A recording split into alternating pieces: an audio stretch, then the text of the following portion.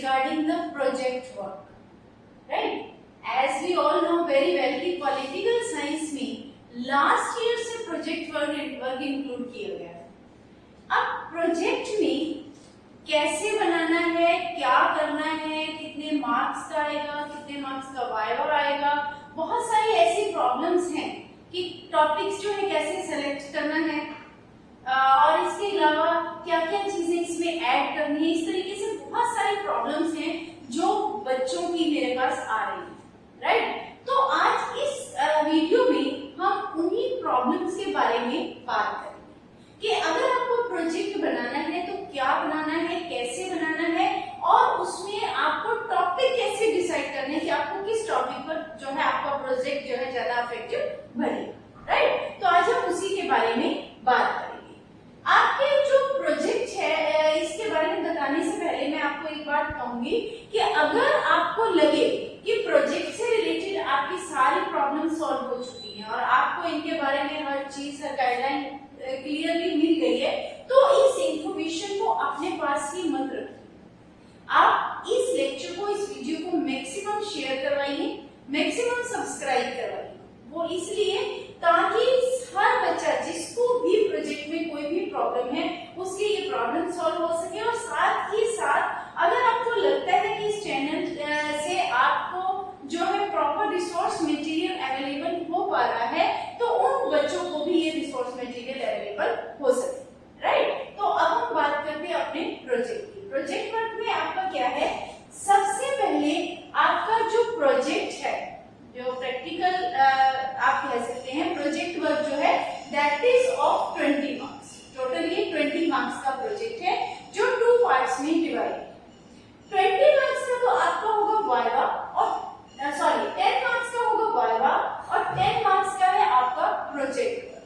केवल political science एक ऐसा सब्जेक्ट है जिसमें प्रोजेक्ट वर्क यानी आपकी जो रिपोर्ट है उसको सबसे ज्यादा वेटेज मिलती है, कंप्लीट 10 मार्क्स का। यानी आपका अगर प्रोजेक्ट रिपोर्ट अच्छी से तैयार होगी, इंप्रेसिव होगा प्रोजेक्ट, तो ये 10 मार्क्स तो समझ लीजिए आपको मैक्सिमम इसमें से मिल सकते हैं, राइट? बाकी किसी भी सब्जेक्ट में प्रोजेक्ट वर्क जो है वो 10 मार्क्स का नहीं है। इसके अलावा है आपका 10 मार्क्स का वाइवा। वाइवा आपका कहां से लिया जाता है? मोस्ट ऑफ द टाइम जो आपका वाइवा है जिस टॉपिक पर आपका प्रोजेक्ट है, प्रोजेक्ट में आपकी क्या रिपोर्ट है, आपने क्या लिखा है, ऑलमोस्ट जो वाइवा है आपका उसी प्रोजेक्ट फाइल पर बेस्ड होता है।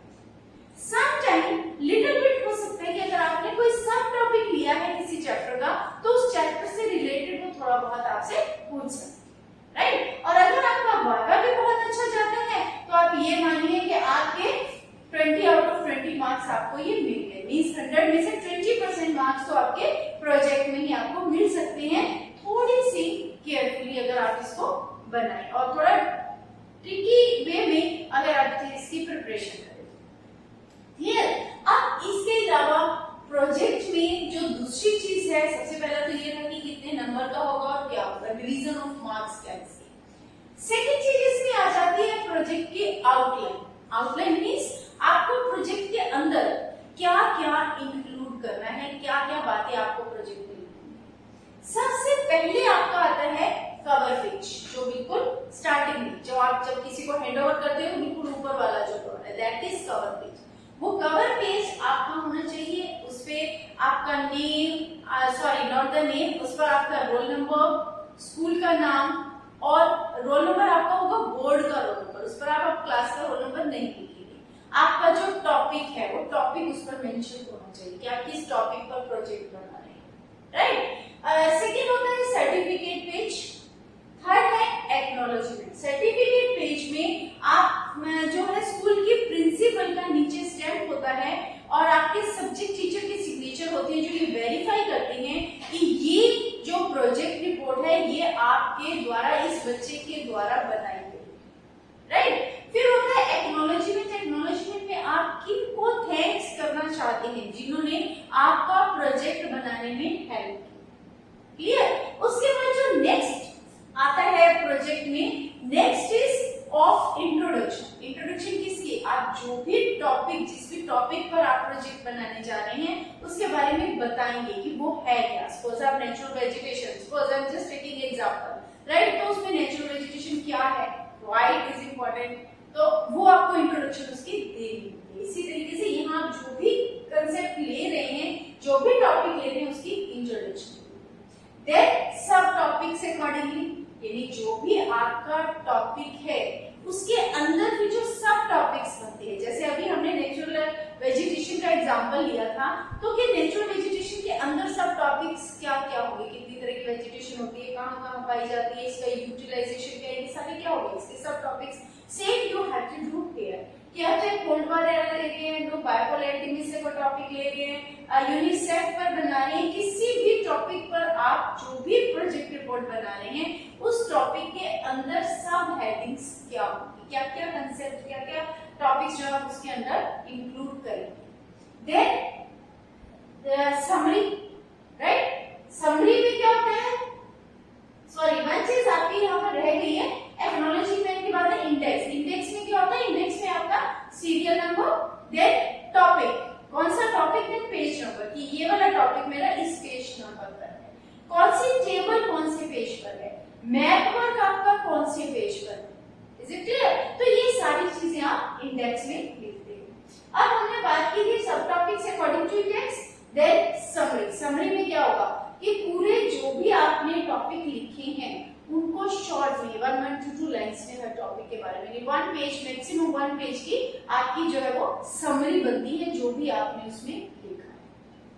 देन बिब्लियोग्राफी, बिब्लियोग्राफी में क्या आएगा कि आपने जो मटेरियल लिया है, जो सब्जेक्ट मैटर आपने चुना है वो कहाँ कहाँ से लिया है, क्या आपने एनसीईआरटी बुक को यूज किया है, आपने किसी और बुक से, रेफरेंस बुक से उसका मटेरियल लिया है, नेट से सर्च किया है, कौन सी वेबसाइट से सर्च किया, मतलब ये सारा क्या, दिस इज बिब्लियोग्राफी, राइट। अब ये जो बिब्लियोग्राफी है इसको आपको बड़े ध्यान से लिखना होता है, केयरफुली, कि from where you are taking the material, कहाँ से आप हेल्प ले रहे हैं मटेरियल का।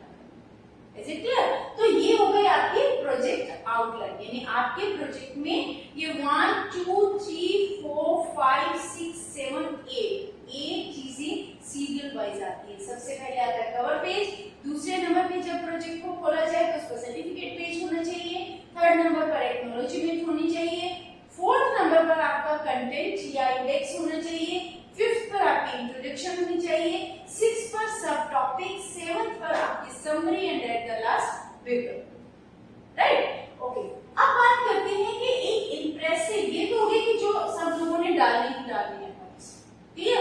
अब बात आ जाती है कि आपको एक अगर इंप्रेसिव प्रोजेक्ट बनाना है तो आप कैसे बनाएं।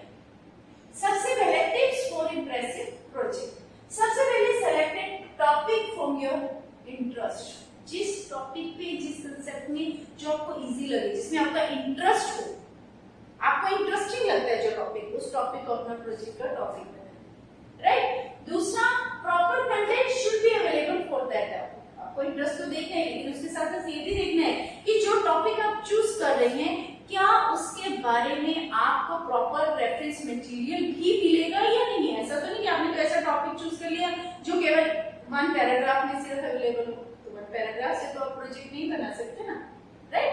तो आपको वो भी देखना है कि उसमें प्रॉपर प्रोजेक्ट आपके लिए रेफरेंस मटेरियल भी आपको available. Then pictures of and relevant map should be included in the project work, जो भी आप प्रोजेक्ट बना रहे हैं ध्यान रखिए सिर्फ राइटिंग पार्ट नहीं होना चाहिए, उसमें पिक्चर्स, जो भी सब टॉपिक है जिसके बारे में भी आप लिख रहे हैं, जैसे कोल्ड वॉर एरा अगर आप लिख रहे हैं तो सामने उसके आपकी कोल्ड वॉर से रिलेटेड पिक्चर होगी, नॉन अलाइनमेंट लिख रहे हैं तो नॉन अलाइनमेंट से रिलेटेड पिक्चर्स आपको पेस्ट करनी है, as well as tables should be there, map should be there, right.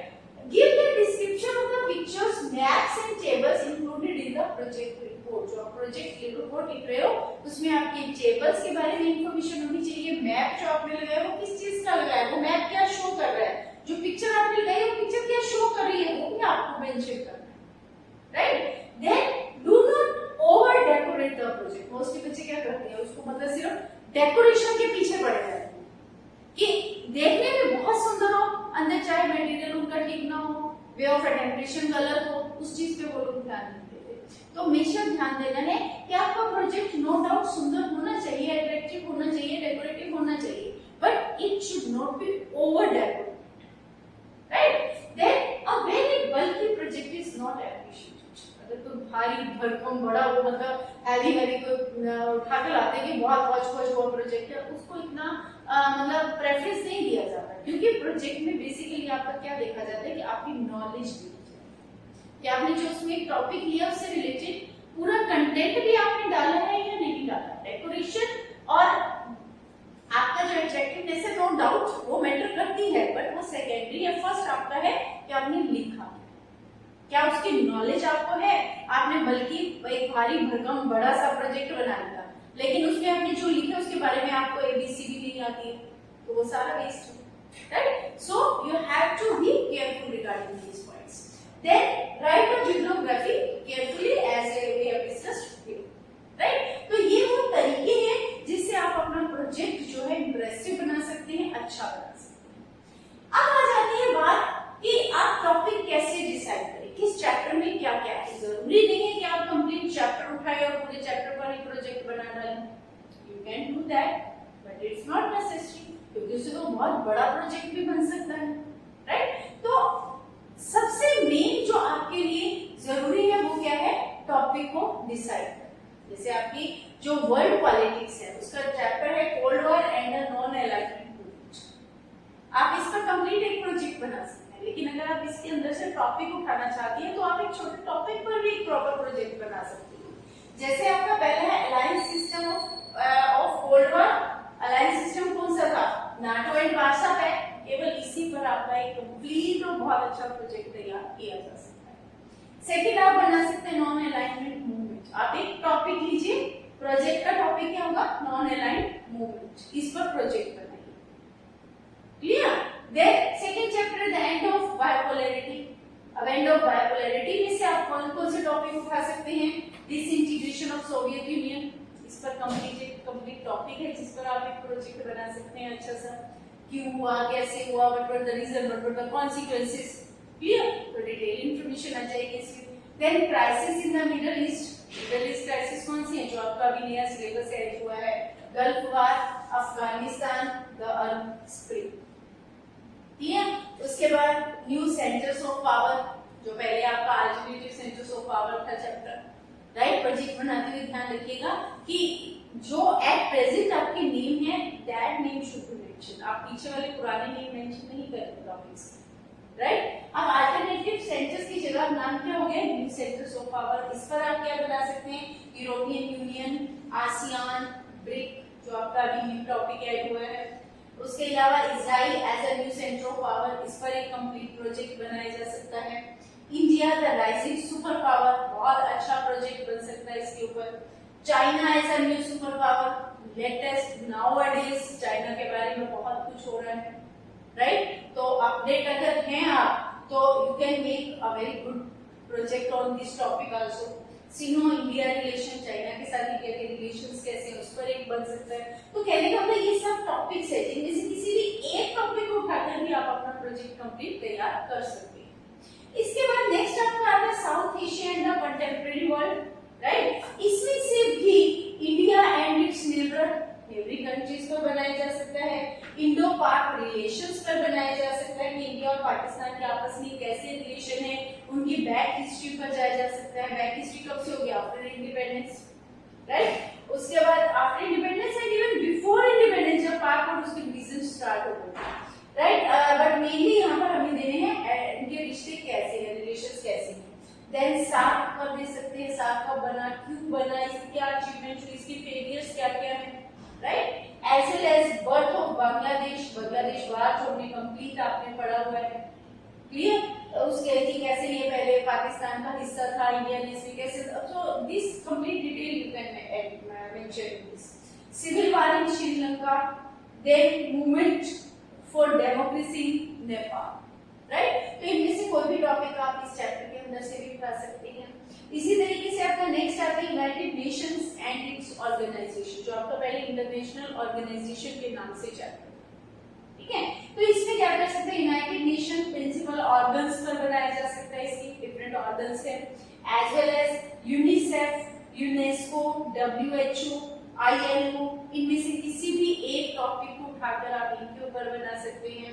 Then expansion of the security council and India, इस पर बनाया जा सकता है कि आज किस तरीके से इंडिया जो है वो भी चाहता है कि सिक्योरिटी काउंसिल का परमानेंट मेंबर बने, लेकिन वो नहीं बन पा रहा, उसके पीछे क्या रीजन है। All these things could be mentioned in this, right? इसी तरीके से आपका एक और चैप्टर आता है ग्लोबलाइजेशन। ग्लोबलाइजेशन भी क्या है, 21st century globalisation, at present की ग्लोबलाइजेशन की बात कर सकते हैं आप। मूवमेंट्स अगेंस्ट ग्लोबलाइजेशन, ग्लोबलाइजेशन के अगेंस्ट जो मूवमेंट्स चल रही हैं, as well as impact of globalisation, right? Impact of globalisation के बारे में आप बात कर सकते हैं। तो ये सारे आपके क्या है, यानी कोई जरूरी नहीं है कि ग्लोबलाइजेशन में आप कंप्लीट ग्लोबलाइजेशन पर ही प्रोजेक्ट है, आप बना सकते हैं। Only you can take the topic globalisation. आप अगर ग्लोबलाइजेशन टॉपिक लेते हैं तो उसमें आपको ये सारे टॉपिक्स कवर करने पड़ेंगे, लेकिन ये जरूरी नहीं कि आप कंप्लीट लीजिए। आप चैप्टर के अंदर से भी कोई भी सब टॉपिक को अपना मेन टॉपिक बनाकर उसका प्रोजेक्ट लिख सकते हैं, राइट? ये तो बात हो गई वर्ल्ड पॉलिटिक्स की। अब हम बात करते हैं जो हमारी इंडियन पॉलिटिक्स है, चैलेंजेस ऑफ नेशन बिल्डिंग। अब चैलेंजेस ऑफ नेशन बिल्डिंग पे इटसेल्फ एक कंप्लीट प्रोजेक्ट बनाया जा सकता है। इसके अलावा आप चाहें तो इसमें पार्टीशन ऑफ इंडिया एक टॉपिक ले सकते हैं।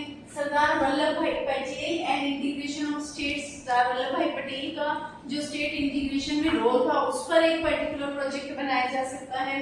Then integration of Hyderabad, Manipur, Junagadh, Kashmir, ये किस तरीके से इनको इंडिया में शामिल किया गया था इन स्टेट्स को, इस टॉपिक पर भी एक प्रोजेक्ट बनाया जा सकता है। एज वेल एज आप इस चैप्टर में रीऑर्गेनाइजेशन ऑफ स्टेट्स पर भी एक प्रोजेक्ट बना सकते हैं, राइट? नेक्स्ट चैप्टर है प्लानिंग एंड डेवलपमेंट। इसमें जो मेन आपका टॉपिक बनता है नीति आयोग। नीति आयोग की बैकग्राउंड पहले क्या था, किस नाम से जाना जाता था, अब क्या है, क्यों चेंज किया गया, कब चेंज किया गया, राइट? तो इसके बारे में भी एक कंप्लीट प्रोजेक्ट बन सकता है। Then India's foreign policy. ये जो इंडियाज फॉरेन पॉलिसी है, पहले था इसका इंडियाज एक्सटर्नल रिलेशन नाम था, अब बदल कर क्या हो गया है इंडियाज फॉरेन पॉलिसी। इसमें इंडिया से relation with US, China, Russia, Israel, in countries के साथ इसके रिलेशन पर एक प्रोजेक्ट बन सकता है। As well as India's nuclear जो प्रोग्राम है, न्यूक्लियर पॉलिसी है, उस पर बड़ा इफेक्टिव और इंप्रेसिव जो है प्रोजेक्ट बनाया जा सकता है। नेक्स्ट चैप्टर आपका जो है टॉपिक डेमोक्रेटिक रिसर्जेंस। इसमें आप Jayaprakash Narayan and total revolution, Jayaprakash Narayan के रोल पर, उनकी लाइफ हिस्ट्री पर, उन पर कंप्लीट एक आप प्रोजेक्ट बना सकते हैं। राम मनोहर लोहिया एंड सोशलिज्म पर बनाया जा सकता है। Deendayal Upadhyaya and individual humanism पर बन सकता है, और नेशनल इमरजेंसी पर भी एक अलग से प्रोजेक्ट जो है वो बनाया जा सकता है, राइट? इसके अलावा जो इंडियन पॉलिटिक्स है, ट्रेंड एंड डेवलपमेंट, इस चैप्टर में आप कंप्लीट चैप्टर पर भी एक प्रोजेक्ट बना सकते हैं। इसके साथ साथ अगर आप चाहें तो इस प्रोजेक्ट के लिए इस चैप्टर में से आप कोई टॉपिक भी उठाकर उस पर एक प्रोजेक्ट बना सकते हैं। अब टॉपिक्स आप जैसे एरा ऑफ कोलिशन ले सकते हैं, इसमें नेशनल फ्रंट और यूनाइटेड फ्रंट की बात की जा सकती है। यूनाइटेड प्रोग्रेसिव अलायंसेस पर प्रोजेक्ट बन सकता है जो यूपीए सरकार थी 1 एंड 2। इसके अलावा आपका नेशनल डेमोक्रेटिक अलायंसेस यानी एनडीए पर प्रोजेक्ट बन सकता है, जो मनमोहन सिंह की सरकार थी उस पर प्रोजेक्ट बनाया जा सकता है। उनके दोनों जो 10 इयर्स कंटिन्यू उन्होंने वर्क किया है वो 1 एंड 2 उस पर प्रोजेक्ट बन सकता है। नेशनल डेमोक्रेटिक अलायंस जो आज मोदी सरकार है, उनके 3rd एंड 4th, ये 3rd यानी जो उनके पहले 5 इयर्स थे, और 4th जो एट प्रेजेंट उनके 5 इयर्स चल रहे हैं, राइट? 14 to 19 एंड 19 ऑनवर्ड आप उस पर एक प्रोजेक्ट बना सकते हैं। Issues of development and governance यानी कि इनकी सरकार में, इनकी गवर्नमेंट के समय में क्या क्या इश्यूज डेवलपमेंट के इश्यूज क्या रहे, क्या बातें की गई, कौन सी पॉलिसीज बनाई गई, इनकी गवर्नेंस कैसी रही, इफेक्टिव गवर्नमेंट है क्या है, किस तरीके से, तो आप उसके बारे में भी इनके पॉजिटिव पॉइंट्स लेकर इनको एक जो है एक अच्छा सा इनका प्रोजेक्ट बना सकते हो कि इनकी अचीवमेंट्स क्या क्या रही है। Is it clear? तो इस तरीके से आप डिफरेंट कंप्लीट चैप्टर उठाएं, ये कोई जरूरी नहीं, आप चैप्टर के अंदर से कोई भी एक टॉपिक उठाकर उस पर भी अपना एक अच्छा सा इफेक्टिव प्रोजेक्ट जो वो तैयार कर सकते हैं, राइट? तो ये सारा था आपका प्रोजेक्ट प्रोजेक्ट आप कैसे बनाएंगे और किस तरीके से बनाएंगे, टॉपिक सेलेक्ट कैसे करेंगे। एक बात और मैं आपसे कहना चाहूंगी कि आजकल आप लोग जैसे अभी आपके पास समय है, आप घर पर हैं, तो आप इजीली जो है इस प्रोजेक्ट को बनाना शुरू कर सकते हैं, क्योंकि आगे आने वाले समय में जब क्लासेस स्टार्ट हो जाएंगे, स्कूल स्टार्ट हो जाएंगे, तो आपका एक रूटीन बन जाएगा, उसमें आपके पास समय भी कम होगा। ठीक है, तो आप ऐसे कीजिए, अपना एक रूटीन बनाइए। रूटीन में आप जैसे पहले अपने टॉपिक डिसाइड कीजिए, उसके बाद अपने लैपटॉप में या मोबाइल में कहीं भी फोल्डर बना लीजिए। हर रोज अपने टॉपिक से रिलेटेड कभी मैप डाउनलोड करके उसमें फोल्डर में सेव कर लीजिए या मेंटर सेव कर लीजिए। अगले दिन थोड़ा सा उसके बारे में कोई पिक्चर्स हैं, 2-4 पिक्चर्स आप रूटीन में लेकर थोड़ी थोड़ी करके उनको सेव करते जाइए।